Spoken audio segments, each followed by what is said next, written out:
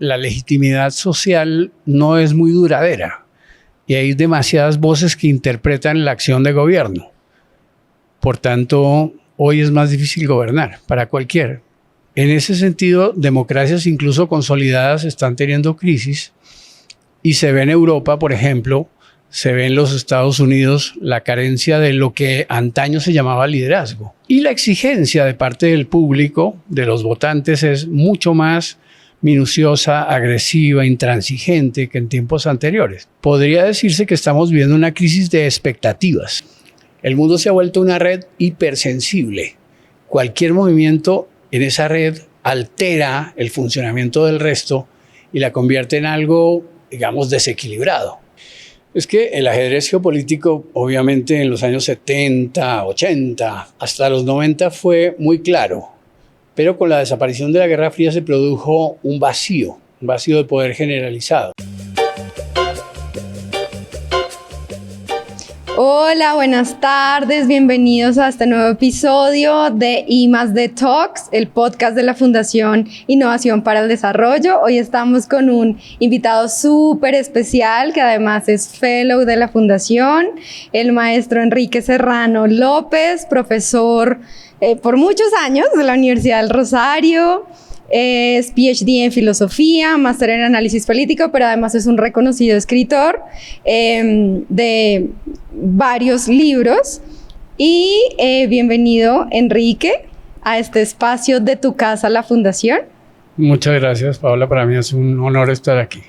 Para nosotros es un honor tenerte y este episodio surgió de una conversación que tuvimos nosotros de qué está pasando en el mundo. Yo te preguntaba qué está pasando en el mundo. Para mí, la historia, creo que la definición de estudiar historia, la más adecuada ha sido la de Churchill, que dice como estudiar historia, en la historia se encuentran todos los secretos del arte de gobernar. ¿Qué está pasando en el mundo hoy? Pues el mundo, ¿y por qué? Se encuentra en un periodo de gran revuelta y de revolución. Parece que los modelos sobre los cuales ha sido construido ya no fueran viables o empezar a verse la fragilidad de algunos puntos del mundo anterior, pero al mismo tiempo el mundo no es capaz de cambiar radicalmente. Entonces, la agitación es muy grande en todas partes, la sensación de inestabilidad también muy grande, pero las bases siguen siendo las mismas. Entonces, por eso la economía de mercado es hoy mucho más grande que en cualquier época. Los 7,000 y tantos millones de habitantes de la Tierra juegan sus cartas de un modo más o menos simultáneo. La expectativa de vida es más parecida. Los factores de educación, de salud, incluso de vida cotidiana son similares. Y sin embargo, la sensación de caos y de incapacidad de dominio o de control es muy, muy generalizada. Sí, y mira que yo he estado siguiendo muy de cerca lo que te comentaba, las conferencias de Niels Ferguson en la U Austin. Y él, una de las charlas le dedicó casi 2 horas y media a hablar de la Segunda Guerra Fría. Y yo me pregunto, ¿para ti están dadas las condiciones de una Segunda Guerra Fría? Yo soy tan afortunada de que soy hija de la Segunda Guerra, de la Primera Guerra Fría, si la queremos llamar así, pero pues yo no viví ese contexto de tensión geopolítica, que tal vez lo más cercano que uno se imagina es lo que está pasando hoy con los espías, con toda la cosa, los diferentes jugadores que terminan siendo casi geográficamente los mismos, pero yo quiero que tú nos ilustres de cómo ves esto, qué opinas al respecto. Es que el primer problema para entender el mundo es siempre demográfico. La gente, cuánta hay, dónde vive, en qué condiciones vive, etc. Piensa tú que lo más importante de esta Segunda Guerra Fría es que la mayor parte de la gente vive en ciudades o aspira a vivir en ciudades. Ciudades que pueden ir entre los 200,000 y los 30 millones de habitantes. Esa circunstancia marca un destino colectivo sumamente parecido, de expectativas similares. Y creo yo que en ese sentido los viejos problemas no resueltos de la Guerra Fría, porque al fin y al cabo la Guerra Fría terminó sin resolver los viejos problemas. Y a la vez se han ido agregando otros que le confieren inestabilidad. Tal vez el problema más grave que la humanidad enfrenta hoy es el del reacondicionamiento poblacional girando alrededor de las migraciones. Y por eso el mundo está en perpetuo movimiento. Y es como si constantemente se saliesen, como se fueran cayendo los antiguos edificios sobre los cuales se crearon los modelos de Estado-Nación, y ese Estado-Nación da paso a unas sociedades cuya naturaleza resulta inestable. Pues que un país como Colombia sea inestable es grave, pero que un país como China o India o Indonesia sea inestable es mucho más grave. O incluso Estados Unidos. En ese orden de cosas, pues hay regiones del mundo no resueltas como África, hay regiones del mundo en transición como América Latina, hay todavía una admiración por la democracia, pero una interpretación sumamente amañada y problemática de la democracia misma y sobre todo de las realidades democráticas. Sistemas políticos no consolidados, políticas públicas no consolidadas, economías en construcción constante e incluso algunas en deconstrucción. Todos esos elementos han ido sumando a una contradicción muy grande, que es la imposibilidad de alianzas de larga duración. En la Guerra Fría todavía veíamos alianzas duraderas. Ahora, en cambio, son muy inestables. Y por eso no se sabe con quién está China, con quién o contra quién está Rusia. Actores como Irán juegan cartas tan arriesgadas. En fin, los actores del mundo empiezan a jugarse como pueblos, ya no solo como estados, un destino muy problemático a mediano plazo. Y en este proceso de, digamos, cuestionar también un poco los sistemas que nos gobiernan, y hemos visto incluso ataques a la democracia o personas en los países democráticos defendiendo regímenes como el régimen de Irán. ¿Tú qué percepción tienes de estos movimientos que al final también terminan siendo presión geopolítica hacia los gobernantes? Ya no digamos, en los espacios naturales de presión entre líderes políticos, sino desde sus bases. Sí, efectivamente, la legitimidad social no es muy duradera y hay demasiadas voces que interpretan la acción de gobierno. Por tanto, hoy es más difícil gobernar para cualquiera. No solo los presidentes, los monarcas, incluso en la esfera regional y local, constantemente se está cuestionando el poder mismo y los pasos que se dan en el poder. Y sin embargo, como digo, las bases siguen siendo más o menos las mismas y nadie quiere renunciar a sus bases. Se parece a ese fenómeno en el que la estatua está quieta en el pedestal, pero en la cabeza se ve como una agitación tremenda y parece que no fuera a ser exactamente la misma que era antes.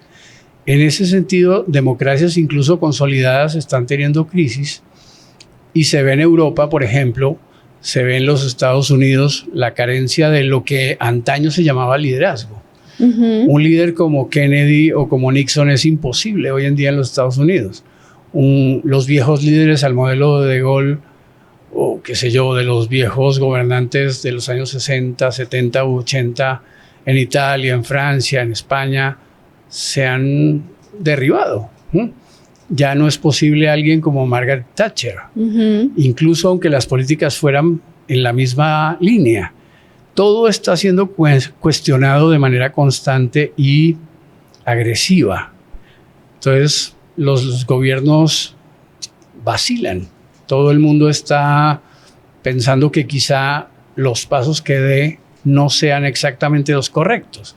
Y la exigencia de parte del público, de los votantes, es mucho más minuciosa, agresiva, intransigente que en tiempos anteriores. Podría decirse que estamos viviendo una crisis de expectativas. Y es que, aunque se obtiene mucho, siempre se espera más. Entonces, en ese sentido, toda esta mitad inicial del siglo XXI va a ser cada vez más intensamente agitada. Decía Robert Graves que la cabeza, para poder alcanzar finalmente su horizonte de plenitud y de dominio, antes de sanar, más enfermará. Ok. Y en ese mismo sentido, pues vamos a una crisis mayor que finalmente algún día, no sabemos cuándo, produzca una sensación de paz y de calma y de estabilidad que dure al menos un corto tiempo. Porque por ahora la sensación, pues no solo con las guerras que se han desatado en todo el mundo, sino con esta sensación de inestabilidad y de contraste permanente por el cual situaciones como la de Israel, como la de Irán, como la de Ucrania, que se habían mantenido larvadas, ahora se han desatado en grandes contradicciones. Y ahí yo quisiera que nos ampliaras un poquito el tema de el ataque de la República Islámica de Irán a Israel, porque ha habido demasiada información alrededor y de nuevo, esto se ha vuelto como el nuevo ring de boxeo de los opinadores, pero realmente esto es un conflicto que mis colegas israelíes me decían, es que yo no entiendo por qué nos odia Irán, si ni siquiera compartimos frontera, pues este es un tema ya mucho mayor que nos supera a nosotros como ciudadanos y ya es como un juego político que ha venido desde el origen de la República Islámica atacando a Israel y su existencia. Pues hay muchas razones, pero en verdad yo creo que la existencia misma del Estado de Israel desde 1948 cuestiona una parte del proyecto de legitimación del Islam en general. Y justamente Irán representa ese paradigma de la República Islámica, es decir, continuar con el modelo de Estado y religión unidos. Y funciona, lo curioso es que sí funciona, pero produce la sensación de que no se está logrando suficientemente rápido ni lo suficientemente fuerte. El Islam se está laicizando en muchos sentidos y una parte de la responsabilidad la atribuye Irán a Israel y al hecho de que militarmente es más fuerte, mejor apoyado, incluso más audaz que una nación mucho más grande, mucho más antigua y consolidada como es la iraní, o por lo menos a los ojos de ellos. Lo mismo pasa con otros muchos grupos en el mundo, incluyendo muchos árabes, que sienten ser muy antiguos y haber logrado una especie de gran nostalgia del triunfo del pasado que hoy no se les reconoce. Porque yo creo, siendo consecuente con lo que dije antes, si estamos en una crisis de expectativas, es también una crisis de reconocimiento. La gente en el mundo no se siente bien reconocida. Este anonimato gigantesco en el que se vive hoy, por ejemplo, en las redes sociales, produce una sensación de desarraigo de las propias patrias, de los entornos en los que uno vivía, de las familias. Hay una individualización y una individuación demasiado rápida y desordenada en todas partes. E Irán es uno de los países con larguísima tradición que siente que pierde en ese escenario. Y además, cuando reclama lo que cree tan suyo, un poco como Rusia también, reclama lo que cree tan propio y tan suyo, no obtiene ningún eco, al contrario, solo reprobación. Entonces, estamos en un mundo en el que colectivamente la gente se siente mal reconocida, incluso ignorada o mal interpretada, y ese es un mal sin cura por el momento. Yo creo que no es un problema ni siquiera de los gobiernos. Los gobiernos están siendo superados. Como decíamos, incluso al interior de los mismos países hay una gran desazón, un gran sentimiento de desarraigo. Eso no se va a superar en el corto plazo, pero tampoco va a ser una catástrofe. Porque también por otro lado, y especialmente en Occidente, hay un ánimo excesivamente o exageradamente escatológico con el fin del mundo, con el fin de los tiempos, con fenómenos como el calentamiento global y todas estas cosas relacionadas con lo sostenible, que parecía que tuviéramos a la vuelta de la esquina la destrucción completa de la humanidad. Y por lo menos en lo que se avisora y se percibe científicamente, eso no es cierto. Es una exageración. Entonces, es un mundo que no ha aprendido a vivir todavía en una armónica y razonable diferencia. Y que está hiperconectado. Y que está hiperconectado y que además está sobrecargado de expectativas. Sí. ¿Y qué crees que vaya a pasar? Ya, digamos, la retaliación inmediata no se dio, afortunadamente. Ahí también la presión de Estados Unidos, de los miembros de la NATO también. Es que también hay un tremendo problema con la asimilación de las tecnologías. Okay. La asimilación de las tecnologías es muy desigual en el mundo. Entonces hay pueblos que más o menos van en una ruta de asimilación rápida y otros muy despacio. Y por eso, al ver el mundo con lentes diferentes, los riesgos y los problemas que se avisoran en el futuro también son muy distintos. Y, por ejemplo, nadie ve o apenas nadie ve las cosas como la ven los escandinavos. Pero mucha gente cree que esa es la única visión posible. Piensa tú cómo se ven las cosas desde la República Democrática del Congo, o desde Sudáfrica, o desde Indonesia. La lente es muy distinta. Incluso en América Latina hay una gran disparidad sobre cómo se percibe el futuro. Algunos lo ven como una catástrofe. Los que investigan un poco más minuciosa y seriamente y serenamente se dan cuenta de que en realidad hay mucha agitación en la superficie, pero la profundidad de la crisis no es mucha. Y hay posibilidades de salir de ella. De hecho, yo creo que se trata de dolores de crecimiento, un poco de esa crisis de los adolescentes, que no saben ni lo que han sido ni lo que serán.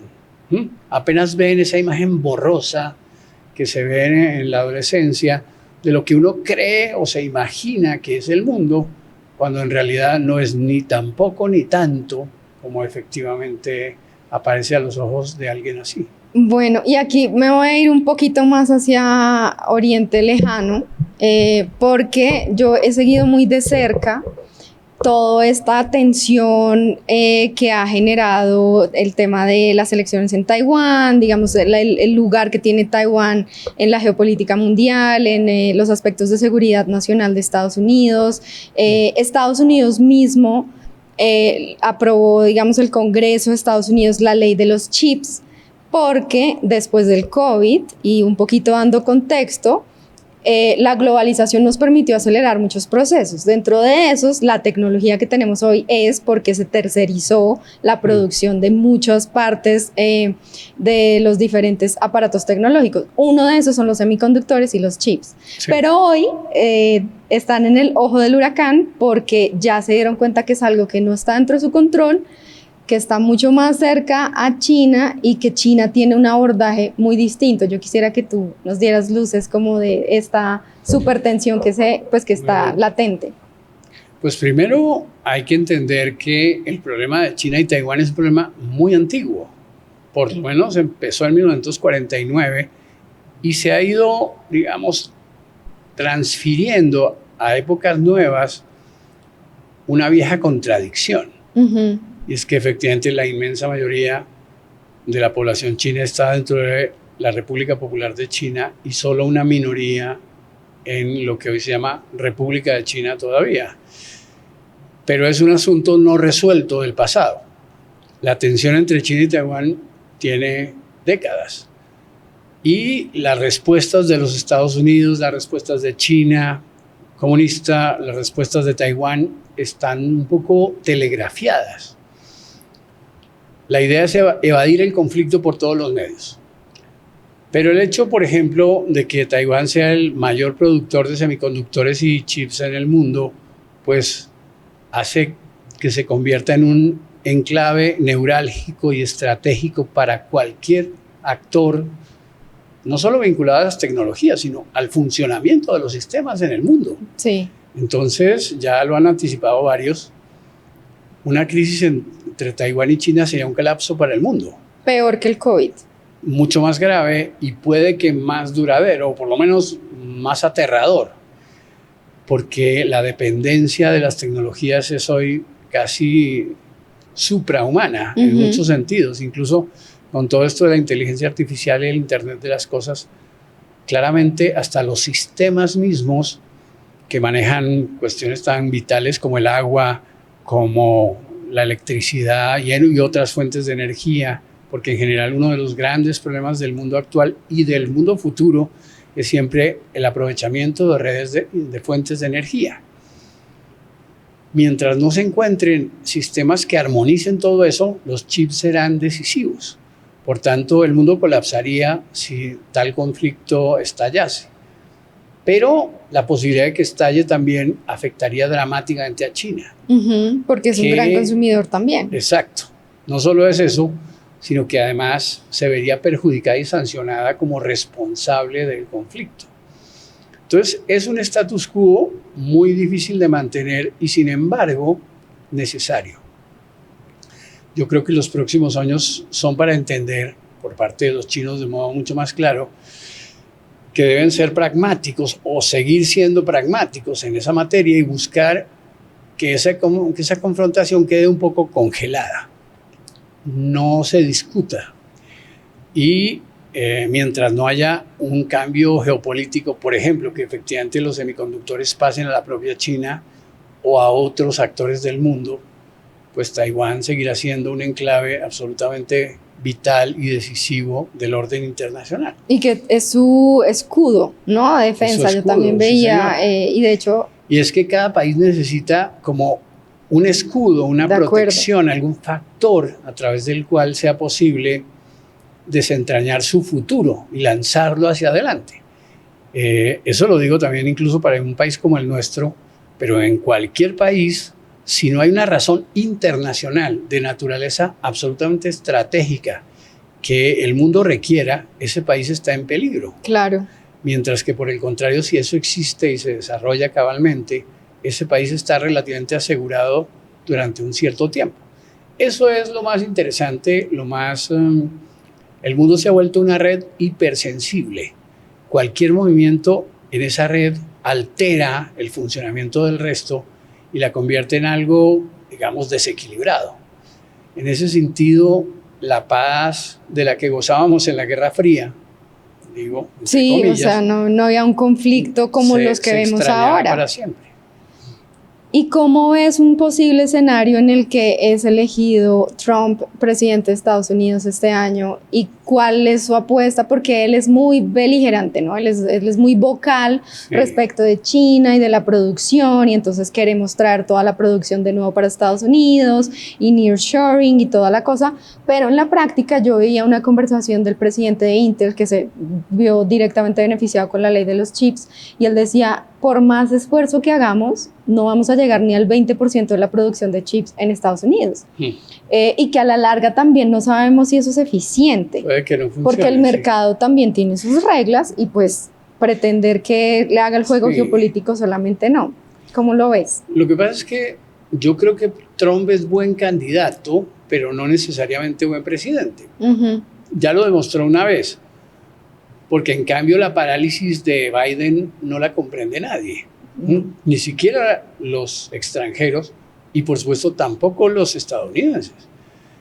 El mundo no tiene receta, ya no tiene receta. Entonces puede que Trump no sea tan malo como algunos lo presumen, pero seguramente no será tan bueno como él se cree a sí mismo.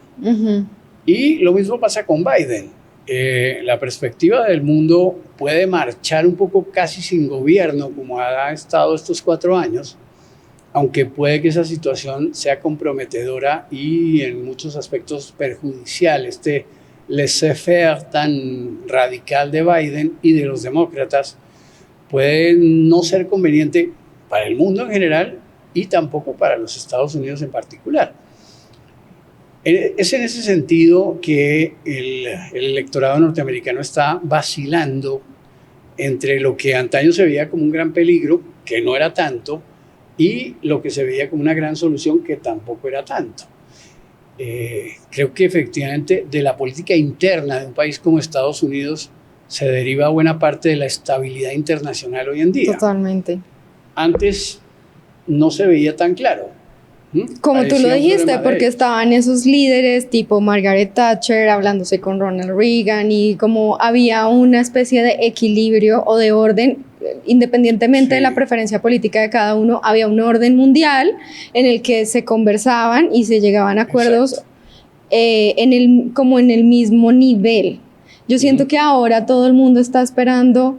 Claro, China ha tomado un liderazgo importante también, ¿no? En temas de geopolítica que pesa y sobre todo en temas de transición energética. A mí me ha sorprendido demasiado. Hay jugadores también como el presidente de Arabia Saudita, el príncipe de Arabia Saudita, que hoy respalda a Israel. Digamos, ellos vienen cooperando constantemente porque un poquito de contexto también. Los iraníes no son árabes.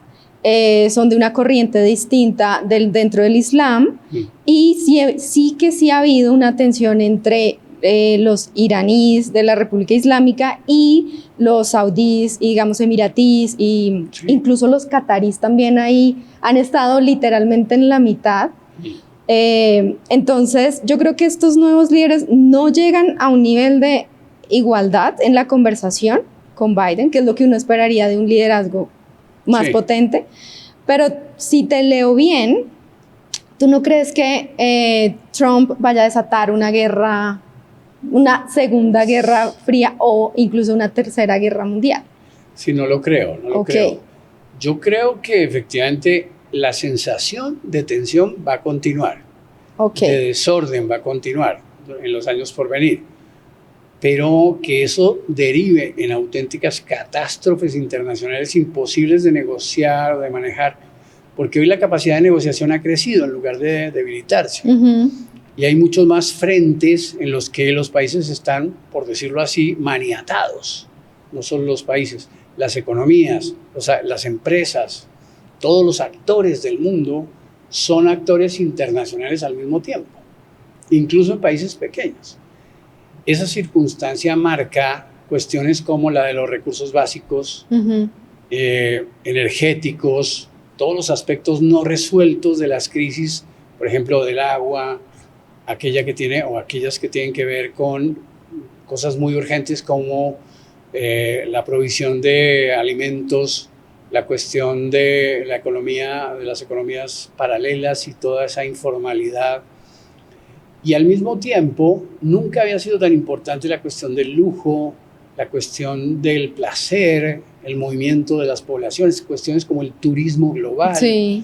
Ese tipo de cosas, todas atacan al mismo tiempo y no dejan mucho margen de maniobra a los gobernantes, que tienen que negociar este punto y luego en una negociación virtualmente infinita.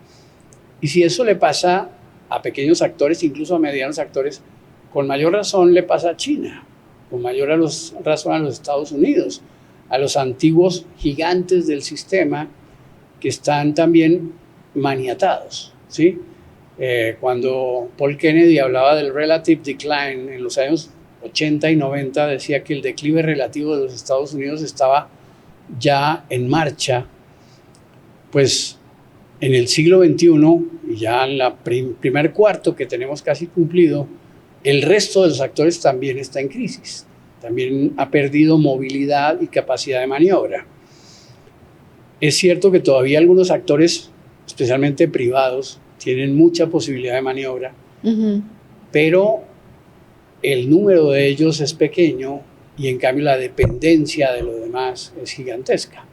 Por eso los gobiernos seguirán siendo inestables, no hay garantía de que ninguno lo haga realmente bien. Si gana uno, pues será objeto de crítica, si gana el otro, también lo será, sin que eso se pueda convertir en un modelo digno de mostrar o de replicar como si pasaba hasta finales del siglo XX. Claro, y yo quería preguntarte también, ¿cómo ves el rol de Latinoamérica, que volviendo como al inicio de nuestra conversación, en épocas de la Guerra Fría, pues Latinoamérica jugó un rol fundamental y también fue objeto como de mucho de estas consecuencias directas de la tensión? Sí. Es que el ajedrez geopolítico, obviamente en los años 70, 80, hasta los 90 fue muy claro, pero con la desaparición de la Guerra Fría se produjo un vacío de poder generalizado. Y actores tan importantes como habían sido antaño, como Brasil, Argentina, quedaron sueltos, por decirlo así. Pero también quedó suelta Cuba. en el sentido de una revolución no resuelta y que ya resultaba anacrónica, incluso fracasada. Total. Y que podía verse como un intento fallido de jugar el juego de los grandes por parte de pequeños actores, como Cuba. En ese sentido, la situación de inestabilidad ha continuado y la democracia ha sufrido reveses importantes. Porque si bien cayeron los gobiernos militares en los años 70 y 80 de lo que podemos llamar la intención conservadora de mantenerse alineados con los Estados Unidos, también falló el modelo socialista, el modelo de la izquierda, que no produjo el bienestar que prometía.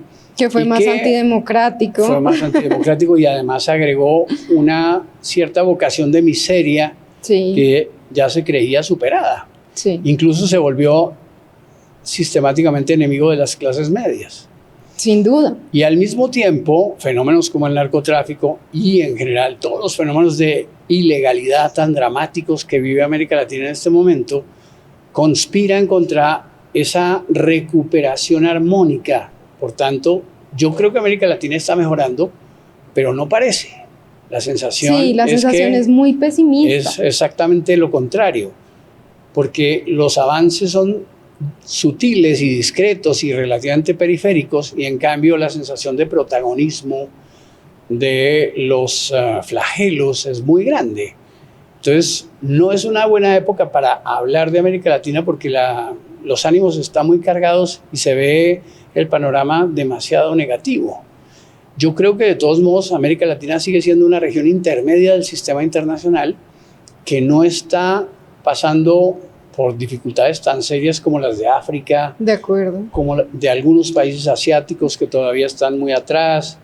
Incluso la perspectiva del mundo latinoamericano sigue teniendo como modelos regiones exitosas como Chile, como Uruguay, como Argentina, como el sur brasileño, incluso como México, que son vistos como modelos en muchos aspectos en el sistema internacional.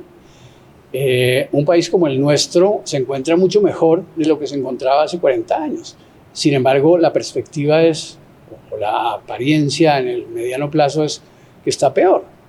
Entonces, esa condición tan paradójica ha hecho que, por ejemplo, gobiernos como el de El Salvador, que a nadie le importaban, o de Nicaragua, que a nadie le importaban, sean decisivos en la hora presente. Gobiernos como el del Paraguay, como el de Bolivia, países que eran considerados secundarios, o Ecuador, ahora jueguen un papel importante, un rol de protagonistas en una región muy agitada, muy plagada por desencuentros, por intolerancia, por intransigencia, sobre todo del orden ideológico. Yo creo que, por ejemplo, el famoso socialismo del siglo XXI en realidad es socialismo utópico del siglo XIX. Okay. Y nadie lo ha visto como lo que efectivamente es. Y legitimando mucha violencia, que es lo que a mí más me sorprende. Y además el enfrentamiento interno de las poblaciones, cosa que es inútil. Ni siquiera hay una clase obrera suficientemente consolidada, ni siquiera hay un empresariado suficientemente opresor. En fin, hay una serie de contradicciones y de exageraciones que impiden ver el panorama que está como constantemente cubierto de niebla, de una especie de contaminación muy imprecisa, cuando en realidad el panorama no es tan siniestro ni tan fatal. Sí, bueno, ya estamos llegando al final de esta conversación tan amena y además tan ilustrativa, pero yo no quisiera perder la oportunidad de estar acá contigo para comentarte. Acabamos de tener el primer bootcamp de 150 líderes de esta fundación y son para mí esa muestra de positivismo, de liderazgo positivo, son chicos entre 18 y 25 años. Unos quieren ser líderes políticos, otros quieren ser líderes empresariales, otros quieren ser líderes dentro de sus comunidades. ¿Tú qué mensaje les das? Digamos, ellos tienen la oportunidad de acompañarnos en estos podcasts y los siguen muy de cerca. al tener esta información, porque además estamos llenos de información, si yo hoy me quiero volver experta en asuntos de semiconductores y tensiones geopolíticas, lo puedo hacer con la dedicación y el tiempo, está la información, pero también me puedo volver una ayatola y que esté atacando, digamos, los derechos de las mujeres y el derecho de la República Islámica terrorista a defenderse. Entonces, en un mundo de tanta información y sobre todo desinformación y lo que nosotros hemos llamado el reto de la posverdad acá desde la Fundación, ¿tú qué mensaje le das a estos jóvenes que tienen todas las ganas de informarse, prepararse, cambiar, ser agentes de cambio, para que aborden este tipo de temas, digamos, de interés mundial, pero también desde sus liderazgos? Pues yo les recomendaría a los jóvenes, a los 150 jóvenes de I+D, que estudien historia, lo que como decíamos dice al Church. comienzo. Efectivamente, la historia, tanto la antigua como la contemporánea, está llena de reveses, lecciones, contradicciones, pero también ahí se ven los logros. Efectivamente, una sola persona que promueva eficazmente ideas eficientes, no solo puede hacerse rica, sino un verdadero gran líder de millones de personas. El mundo está justamente ansioso, hambriento de líderes, Sí. pero no sabe exactamente en qué consiste el nuevo liderazgo. El nuevo liderazgo ya no puede ser como los viejos liderazgos, porque las condiciones han cambiado, pero el espíritu de los líderes sí tiene que ser el mismo. Un espíritu bienhechor, un espíritu no solo bien intencionado, sino eficaz, eficiente, competente. Hoy es todo muy difícil. Gobernar cualquier cosa es una ciencia. Entonces no se puede improvisar. Una cosa muy interesante para los jóvenes, creo yo, para los que están surgiendo en este momento a los 18, a los 20, a los 25 años, es que efectivamente ya casi todo está hecho, ya casi todo está diseñado. Ellos pueden intervenir en ciertos hilos y mover, mejorar ciertas cosas, pero la idea de inventar de la nada es casi una quimera. Sí, Por ya ni eso, siquiera la hoja en blanco, porque con sí. ChatGPT ya tienes una hoja escrita. Exacto, ya está todo listo para reconducirse. Yo creo que el futuro, la segunda parte del siglo XXI, será una reconducción de la primera parte fallida o equivocada del siglo XXI o de la última parte del siglo XX, que fue el siglo de mayor transición y de urbanización del mundo. Una cosa muy importante es que las actitudes de la gente, como dije, pues se trata de una crisis de expectativa, es la de esperar más de lo que se puede lograr. La sensatez de los jóvenes y de los nuevos líderes debe consistir en lograr exactamente lo que se puede lograr y no hacer esperar más, porque siempre quedarán frustrados aquellos a los que se les promete una cosa y no se les da sino una pequeña parte de lo que efectivamente se puede lograr. Y yo agregaría, si me lo permites también, el tema de crear oportunidades, porque de las conversaciones que tuvimos, a mí me sorprendió mucho. Estos son 150 chicos de diferentes regiones del país, de diferentes, digamos, como contextos, que tienen una oportunidad en común y es estar en este programa.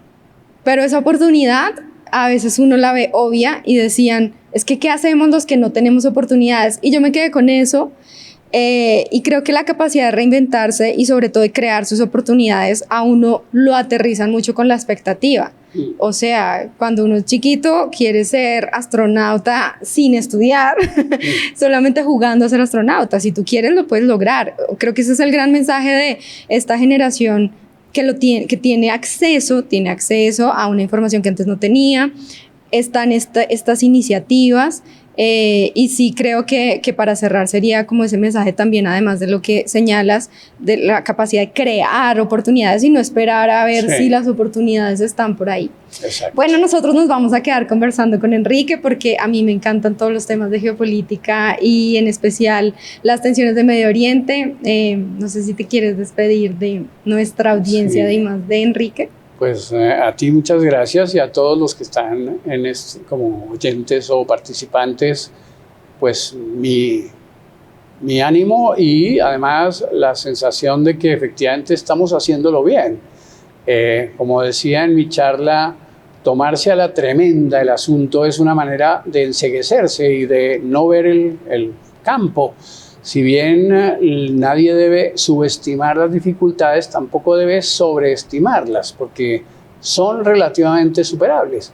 Y con la sabiduría, con la sapiencia y con la paciencia, con la resiliencia de la que habla, por ejemplo, el expresidente Duque, con todos esos elementos en mente, las opciones de recomponer un ámbito desordenado son muchas.